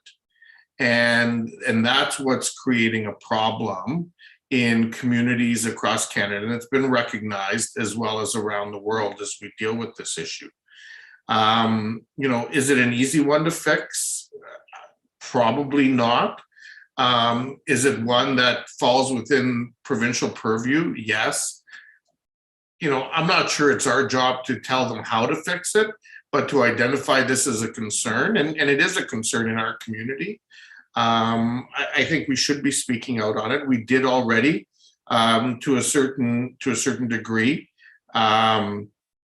in relation to the principles that we passed in Housing for All. But I think it's also good to speak out on it from an individual perspective as well. So I will be supporting Councillor Chapman's motion this evening. So the motion has been moved and seconded. I don't see anybody else. All those in favor? Can we have a recorded vote, please? Sure, I can do that. I'll start with Ward 10, Councillor Marsh. Happy to support. Councillor Chapman. In favor? Councillor Johnson. In favor. Councillor Ioannidis. In favor. Councillor Singh. In favor. Councillor Galloway-Seelock. I'm in favor. Councillor Michaud. I'm in favor. Councillor Cazzola. In favor? Councillor Schneider. In favor. And Councillor Davey. I'm in favor. And I'm in favor as well, so that motion carries unanimously. Okay, moving on in our agenda. Councillor Singh, were you not giving notice of motion for a motion to be considered in, I think you had asked for it to be considered at our next special council meeting? Yes, I had, that's how I had instructed the clerks. Do I need to, I don't know if the clerks has a copy of the motion, if they can put it up, or just if you want me to just point out to colleagues as to what I'm planning on bringing forward. Yeah, maybe if you can just point it out and clerks can send out your draft, and then the final motion will get circulated with an agenda. Well, thank you, Mr. Mayor. It's essentially additional advocacy to the province. And I'm fearful to say advocacy from the points that Councillor Davey made, but I think municipalities do have an important role in giving feedback where we know how it impacts the environment in our local municipalities. And our businesses are hurting through the pandemic, especially the restaurants. Some good positive changes that were made in response to the pandemic were relief by the AGCO regarding patio space and serving of alcohol on the outside perimeter of the restaurants. I think these are the measures that we need to ensure are made permanent I believe the AGCO is already in the implementation phase of doing exactly that, of making some of these changes permanent. But I think additional advocacy is also important to ensure that the approvals or more say is in the hands of the local municipality rather than just the AGCO in the application process. And that's what my motion would endeavor to advocate. And as we see what exactly AGCO direction is taking in a permanent route, the motion may be amended slightly to ensure that additional ideas are added in the advocacy to support our local businesses, especially our restaurants. Okay, thank you, Councillor Singh. So we'll make sure that that gets circulated to people. We'll now then move on to to the bylaws and first and second reading of the bylaws. Do I have a mover and a seconder? Moved by Councillor Ionita, seconded by Councillor Chapman. That lead be given the mover and seconder to introduce the bylaws listed on the agenda. And that the same be taken as read a first time and a second time and stand referred to committee of the whole. Madam Clerk, are there any late starter bylaws? Mr. Mayor, there are two. There's an official plan amendment and a zoning bylaw amendment related to 7.2B for 61 and 65 Roy Street that need to be added as late starters. Okay, thank you. So with those changes, all those in favor? Opposed? That is carried. It's been moved by Councillor Kelly Galloway Seelock that council resolve itself into committee of the whole. All in favor? Opposed? That's carried. Councillor Galloway Seelock. Thank you, Mayor Urbanovic. There is just one item that we have to deal with on Committee of the Whole today with regards to the agreement for maintenance services on regional roads. Do I have someone who would like to move that one? Moved by Councillor Davey. There's questions. Councillor Gazzola. Yeah, I have a couple of questions of staff, if I could. Is this an annual contract? Through you, Councillor Kelly, Galloway Seelock to Councillor Gazzola. This agreement is a 5-year agreement. And it's up for renewal this year then, is it? Yes, the current agreement is valid until December 31st of this year. 22 to 27? 22 to 26, December 31st, 26.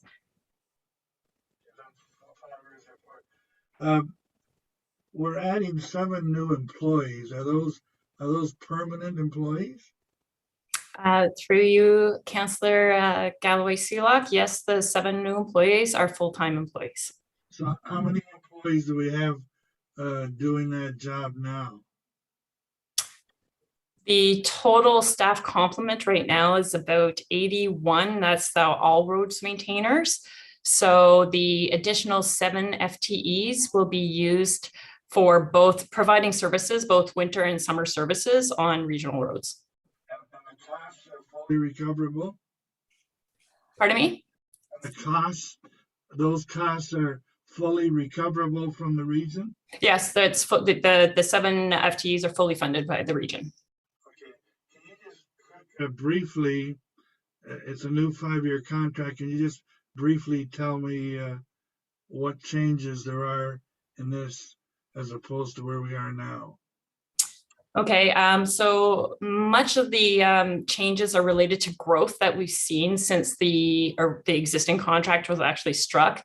We have growth in a lot of active transportation infrastructure, which now by a change in legislation, which happened in 2018 during the existing contract, the duration of the existing contract requires additional winter maintenance of bike lanes. So that is a large component to the changes to this contract. In addition, we, during the duration of the previous contract, we have operationalized the ION, which also requires additional maintenance along the tracks, adjacent to the tracks, the roadways adjacent to the tracks. as well as bringing on board the snow storage and disposal facilities. So those are large items that we've grown since we actually went through the negotiations of the existing contract. Is there an inflation rate factor in this? Yes, on an annual basis, the base amounts will include an inflationary increase every year. What inflation rate is that? We are, and this is outside of my scope of expertise, I believe we landed on the CPI. I'm not sure if the inflationary increases have been vetted through our finance personnel. Our budget analyst was heavily involved in the negotiations, and so as a whole, the region and area municipalities agreed to the inflationary rates to be used on an annual basis. Okay. My final question, is this the same contract for example, Waterloo and Cambridge, or do they have different contracts with the region? The spirit of the contract is exactly the same for each of the area municipalities. The values are based on the amount of infrastructure that we maintain. So we maintain about 500 lane kilometers of regional roads within the city of Kitchener. So our amounts are reflective of that lane kilometers, whereas the amounts for Cambridge and Waterloo, they have about half the lane kilometers in their municipalities. So when the agreement is one agreement, and they actually have all of the values, the dollar values per lane kilometers for each of the municipalities are actually embedded into the same agreement. And the service levels are the same across all three cities? I can't speak for the exact service levels, but we did negotiate and actually landed on the types of services that we are to provide for the region across the board. Thank you. Thank you very much. Okay. Okay, that appears to be all the questions that we have. Is there any comments? It's been moved. All in favor? Opposed? That's carried. Move that the committee rise and report. All in favor? Opposed? That's carried. It's been moved by myself and seconded by Councillor Davey that the proceedings and the recorded pecuniary interest and conflicts taken in the meeting of the Committee of the Whole held this date attached hereto and forming part of these minutes be and the same are hereby adopted and confirmed. All in favor? Opposed? That's carried. Moving third reading of the bylaws with the additional bylaws. Do I have a mover and seconder? Councillor Davey, Councillor Galloway-Seelock. All those in favor? Opposed? That's carried. And motion to adjourn. Councillor Schneider, Councillor Johnson, thank you. All those in favor? Opposed? That's carried. Wonderful.